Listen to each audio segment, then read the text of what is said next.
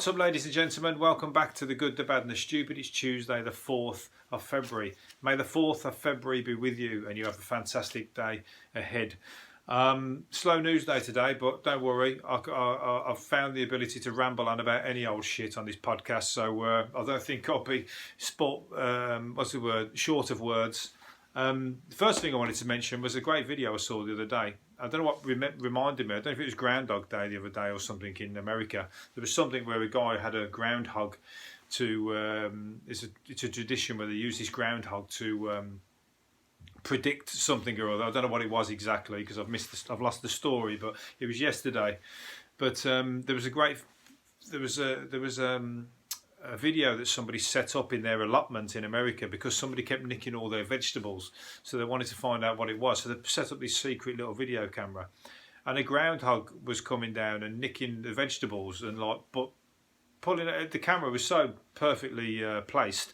The groundhog is having a right old munch on his carrots and all these other stuff right in front of the camera, having a good old feast and everything. It's hilarious. So I advise anybody to try and check it out if you can Google it or whatever, because it's really funny. But don't do it every day because that'd be Groundhog Day. But yeah, check it out because it's a brilliant video. It's had millions and millions of views. A lot more views than this podcast will ever have. And that's just a groundhog eating a carrot. Here's me talking fucking, putting the world to rights and telling it like it is, and putting people in their place and whatnot. I can't get fucking... I'm talking to space, I'm talking to Martians, I'm talking to people who might be picking me up on the airways thinking, what the fuck is going down on that planet Earth? Because that guy's got a really strange accent and he swears a lot. And I don't think it's very good, and I don't think it's very entertaining. I'm joking, the Martians love me. But anyway, let's speaking of space, we'll all want to be going there if the fucking virus takes hold.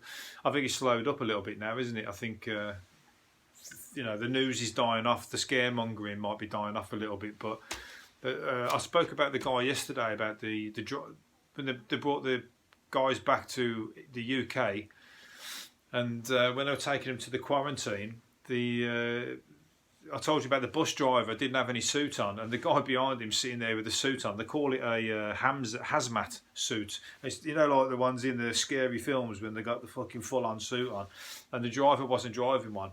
And they told him, and there's a statement from me saying they told him not to drive, not to wear a suit, because they deemed that it was more dangerous for him to drive with a suit on, because he wouldn't be able to drive properly, than the risk of him catching the virus. I'd be like, excuse me, but no, I don't think so, or I want fucking danger money if that's the case. Now, you wouldn't want to fancy that your chances with that, would you? You'd be basically being a guinea pig, and you probably have had to. I bet you had to sign something as well, so you're prepared to do this, because if you do die, then it's not our fault. I wouldn't do it, no chance. I'd say I want the fucking full suit on, and you just like cut a bit out or make a bit so I can do the driving. Or what else could you put them on? Put them on the train. Just get like a carriage just for the train. I suppose you got to take them direct to the quarantine unit. Anyway. I wouldn't have liked to be, and he'd done it, and then there's another guy. That was one guy, and then there's another guy there. Look, picture of him cruising. Look, you can see him sitting there with his headphones on, and you see the guy sitting behind him with the suit on, like that. But he's driving with his headphones on. I'm sure that's illegal, but we're going to let that one slide because he's doing him a solid by taking the passengers without any protection for himself. Risky business, But the thing is, surely then he has to be quarantined, and if they don't, then it's like half measures, isn't it? So we're doomed. So stockpile right now, because this message is going to be the last thing you might hear before people are knocking on your door trying to get in your house, and you're going to have to sellotape up the barricade the door and everything like that, because everyone's banging, let us in. The world's gone mad out here, all because that driver fucking didn't wear his suit, the silly bastard. No, so that kind of shit, it's only in the movies until it happens in real life.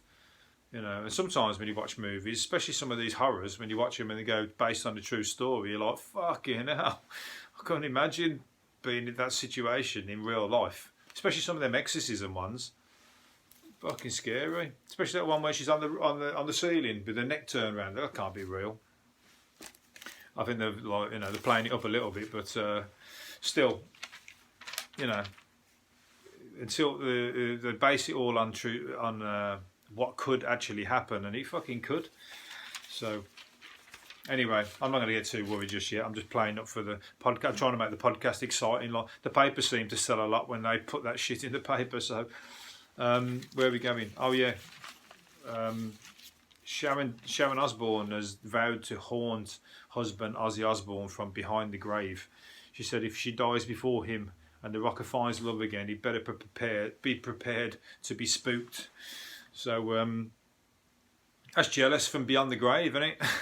You gotta let him get on with. You can't just leave him sitting on his own, fucking depressed. If you do one, if you like, you know, everybody has to, you know, you got to get over it, innit? But she wants to come down and like, she's obviously that's just showing how much she loves him there, isn't she? But she's obviously very jealous. But he's, you know, he's a rock star. Unfortunately, he's got people. It doesn't matter if he's got Parkinson's or he's 75 or whatever. The fuck, who's that? Oh, Neil. Oh, he went Neil Diamond. There's another one. There's another guy. Oh, fuck, I forget his name now. The country singer in America. He's got like, he's about 75. His girlfriend's about 25, and she's very, very hot. He's very, very not. But he's like, you know, he's having the time of his life. Rock stars, rock music. I should have learned to play an instrument. I knew it. I don't think the recorder's didn't stand me in any good stead for a career in music. But Ozzy Osbourne, he's been around the world. He's been around fucking the drugs. He's been around the women, I'm sure. But she's like trying to keep a tight rein on him. But he's a fellow Brahma, and you know. He's got charisma, let's put it that way. All Brummies have got charisma. You listen to him and his bandmates, they sound like, you know, they sound suave as anything. How could ladies refuse? I sit here, single man, not knowing why that is the case. But anyway, let's move on to Mr Motivator. Mr Motivator, remember him from the 1980s? Mr Motivator from the 1980s in his floral fucking... what's it called? Leotard on GMTV. Used to do your aerobics and everything to him. But Mr Motivator, I didn't even know he was still around, but he keeps popping up every now and then. He's urged workers to stop saving for their pensions and splurge the cash. The fitness guru wants people to ditch plans for their futures and live for today. His real name, Derek Evans, so we broke the fourth wall there, or whatever it is, the third wall, fourth wall, by revealing his name. He's no longer Mr Motivator, he's Derek Evans. You can't get really motivated by that name, can you? So that must be when he's not got his leotard on. Says he's lost too many pals who don't enjoy life and save their cash for retirement. Well, he's right there. Many never make it to their 60s, so never got to spend it. So, and what does he say? He owns a $2 million home in Jamaica, but he's planning to move back to Britain. It's all right for him with his $2 million home then. That's all right, because he just sells his home. He's got £2 million in the bank, and a lot of other people have got fuck all anywhere close to that. So they've got no choice but to, you know, sit in and not enjoy their money. Because they've got no money to enjoy, is the point. But, yeah, I mean...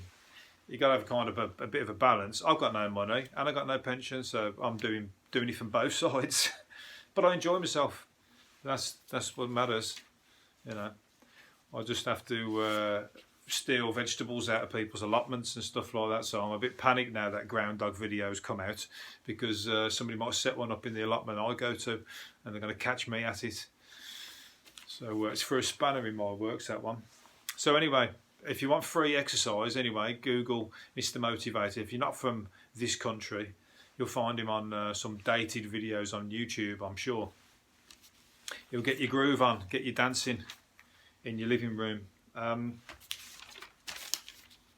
Where are we? Oh, a Brit woman. Here's a woman who doesn't need any exercise tips. A Brit woman who was caught allegedly having sex on the beach with an Aussie guy in the Philippines. and she refused to stop when the police arrived. They was having such a good time, they didn't even stop even when the police were going, excuse me, excuse me, excuse me, can you stop what you're doing please? And anyway, they got arrested, and when they put them in the back of the van, they were still trying to get onto each other even in the back of the van. So they were like fucking, thought they were Romeo and Juliet for a moment, didn't they? More like I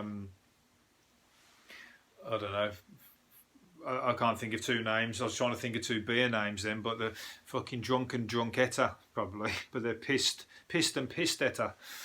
But they were out of their brains, and apparently they were all over each other in the back of the van and everything, and shouting to each other as they were separated. I bet the next morning they're like, you know, look at each other and go, God, was I really doing with you? Really? Banga Ora was that's the guy, that's the cop's name. I was going to say that was the place that they had sex, but Banga Ora, because it makes sense, but that was the policeman who arrested his name. So anyway, they had to go and sleep that one off, and you know, explain themselves to the police and to the family. So a bit embarrassing, but hey, when you're getting down, when it's time to get down, it's time to get down, isn't it? Doesn't matter if it's on the beach. Some people it just shows you it just shows where your class, where you're, how classy you are. Because there was somebody in the paper a few months ago, they were doing it in Domino's Pizza while they were waiting for a pizza. The cameras caught them, and they're like at the counter, and they're fucking getting down and getting fucking dirty while the geezer's putting, they're going like, yeah, extra toppings on that while we're at it. You know, that's about as classless as you can get, isn't it? No, you don't catch me that. I don't eat at Domino's Pizza anyway.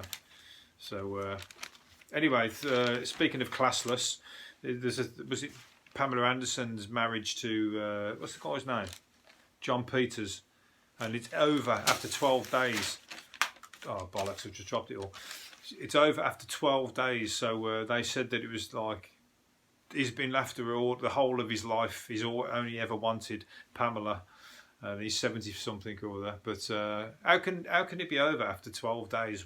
What have you hid that that's gonna come out in that 12 days that makes a person go, sorry, I don't think this is right, and I'd like to get an annulment, please.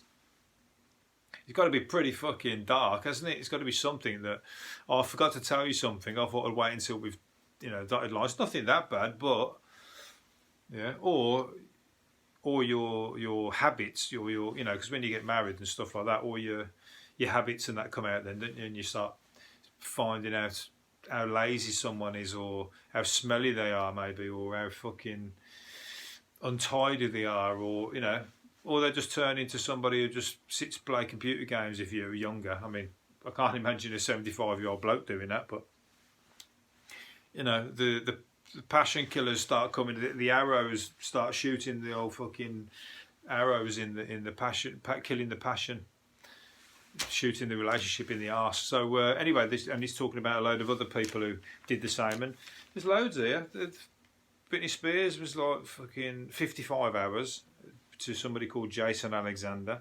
Nicolas Cage, after 4 days, after married his what's he called, wedding makeup artist, pissed, and then he said in Vegas, of course, and it's all in Vegas, and showed him shouting he was not doing it.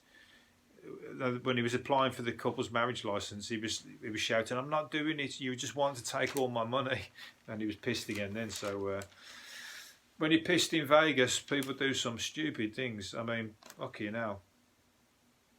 I mean, it'd be quite good if it was Elvis or somebody doing it who was marrying you, innit, or some other crazy character. It's all right for that, but you got to have your fingers crossed behind your back. You got to have some, just not, make it so you're doing it, but then that you didn't actually really do it. Hide. Go to one of them ones where you come out, you do the whole charade, but you don't actually come out and be married, and then it costs you a fortune to get out of it. There's loads of other ones here anyway, but Kim Kardashian, fucking Jennifer Lopez, they've all been at it. They rack them up, don't they? They want fucking 4 or 5 under the belt. They want to get like the old, because in the old days, didn't like people like because they were great looking women. oh God, I can't think of the bloody name now. No, it's gone. You know, people like Marilyn Monroe and whoever else, they were racking them up, weren't they? 3, 4, 5. It was the one who played Cleopatra. You know, you should know it off that anyway. But Elizabeth Taylor, she married about 4 or 5 women. Joan Collins, 4 or 5 women.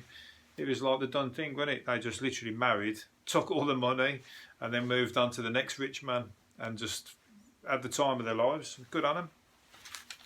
They were just like sassy, like their characters in the thing, and you can't. Yeah, exactly. They don't go home and put on their crap clothes or whatever. They stayed fucking solid. They stayed like, you know, glamorous is the word I'm looking for.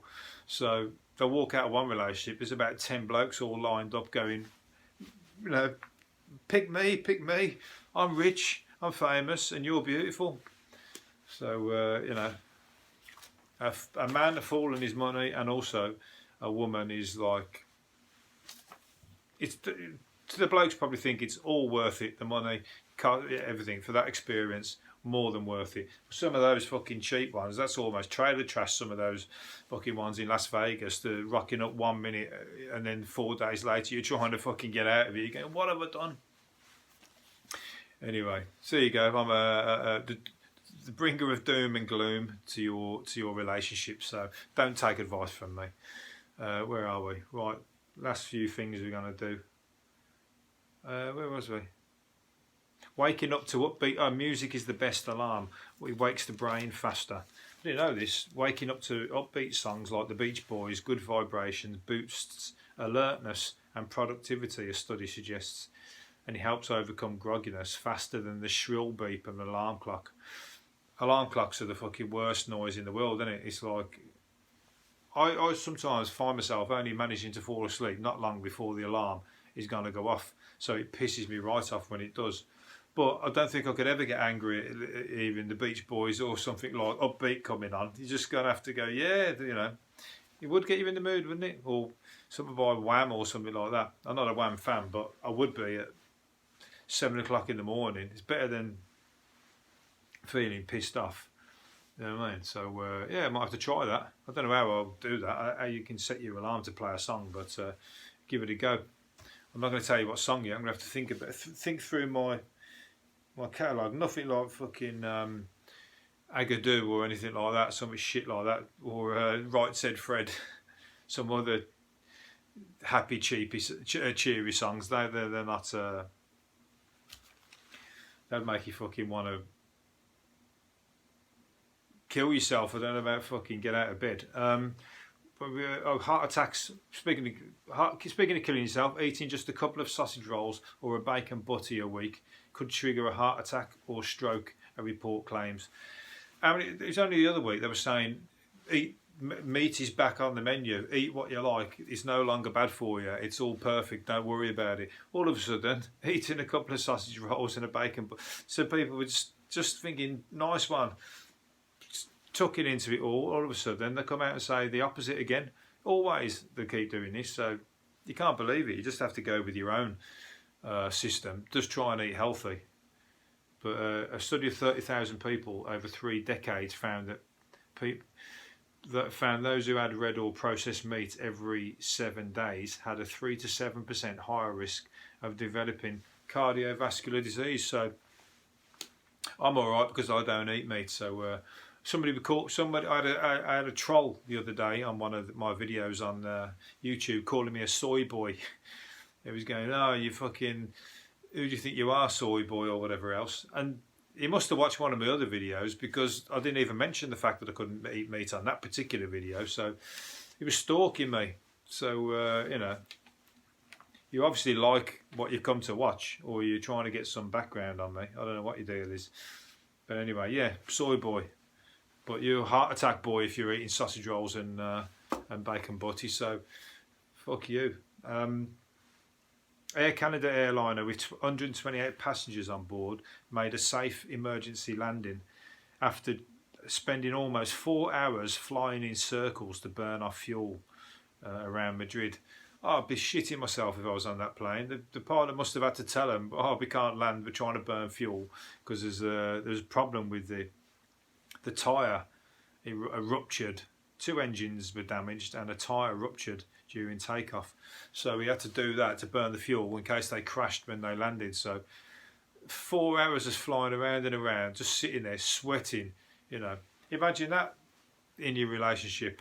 You'd probably be going, you know, telling everybody, you know, I want to tell you, I want to give you my confessions, you know, I've hid this from you and it's been bothering me all this time and I'd like to tell you. And you give all your confessions and all your lovey-dovey speeches because you think you're going to die. All of a sudden, the plane lands okay, and then he does. Somebody's taking somebody to the cleaners on the back of that. Be careful what you do under stress.